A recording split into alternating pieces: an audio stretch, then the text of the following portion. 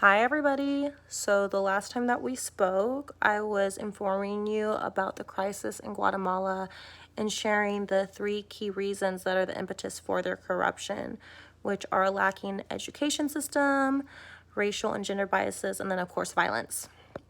I wanted to, before I get into the speech though, really hone in on how dire the situation is for the women, especially the women and children there.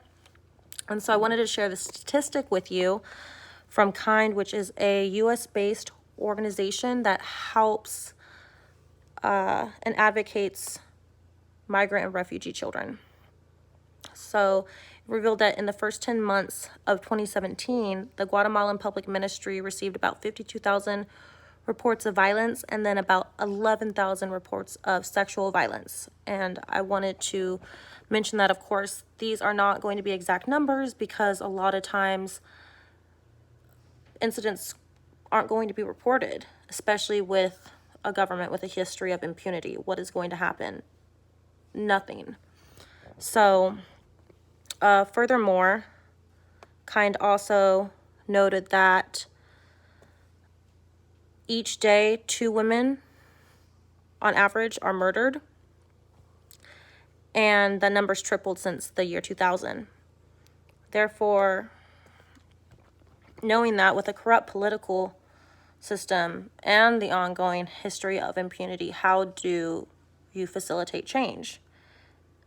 I do have an answer, and it is not as complicated as people would think. And it does not start with the government. It doesn't start with sending them money. But it is what I believe is a really good idea. And I want to share that with you. I propose that Guatemala will benefit and feel immediate effects in certain aspects by creating facilities that are focused on family planning and youth mentorship. So what does that actually entail, and how does that translate to a better Guatemala? Well, I will share that with you. Reason 1 is these facilities will first of all boost economic growth. According to the Berkeley Center, Guatemala is the 5th poorest economy in terms of per capita GDP in Latin America. That's 5 positions lower than its 1960 rank. By choosing to place these facilities in the poorest regions, they will offer jobs to men and women who otherwise had little options. To put this into perspective of how poor they are, many Guatemalans rely on remittance from expatriates or family living abroad. According to figures found on Quartz, in 2018, just a couple years ago, 9.3 billion of the GDP, of Guatemala's GDP, was from remittance, and most of it's from the US. Therefore, by choosing men and women from the poorest communities to be trained and work guiding children, it will not only stimulate the economy, but it will provide a stable income for the families, contribute to the community in ways that where they don't have to rely on remittance. So now that I've talked about how this program will help boost Guatemala economically, I want to speak about how it will help Guatemala with the family planning aspect. Reason 2 that this program will help the citizens of Guatemala is that it will have a family planning wing in each facility.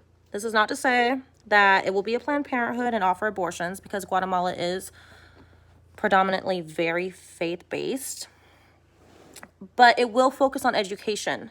So girls can learn what their menstrual cycle is, and both genders can become educated on puberty, which is something that they are highly lacking in.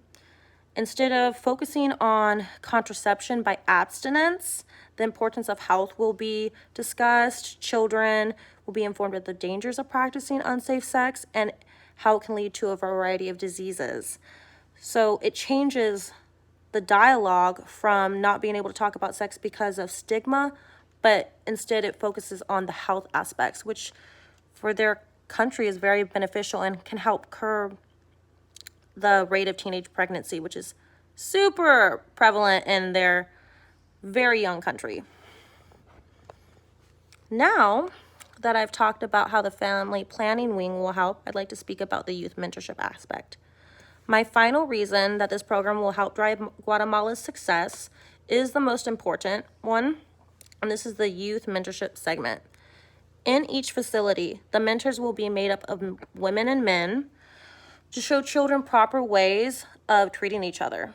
For little boys, it is incredibly crucial to have a positive role model to look up to and mirror their behavior. Furthermore, each facility will have their own co-ed soccer team, which will produce respect, work ethic, interpersonal skills, and it will do this between both sexes. And this helps implicate the change in the future towards women. A girl won't just be an object, but a teammate. Lastly, an emphasis on guided learning will help these children have the tools that they need to procure jobs in the future that are not just through agriculture or on the streets. This gives children a safe place to learn. I don't have corona. But my mouth is really dry. Okay, sorry about that. In conclusion, I believe that for true change to be implemented, it has to start at a base level. Therefore, starting with the children, we already know that Guatemala's government is corrupt, and that doesn't need to be disputed. But with a facility that focuses on the 3 key points of education, health, and mentorship, true change really can be made, and I do believe that. The future of women's welfare and an end to femicide, rape, violence begins with the little boys. This will not happen overnight, and it may take many years to change attitudes. But as these little boys learn how to respect women, how to work with women, how to change that stigma, change will be made overall. Those little boys will become men, and they will continue with interest to grow alongside their teammate that they used to play with and not view her as just somebody to beat up on or as a sex object, but instead as a teammate and a partner. All these future implications are possible, and all that's really needed is this idea and an understanding and a commitment to truly wanting to change. So thank you. I'd like to know what you all think, but I can't really talk to you, so that's my speech.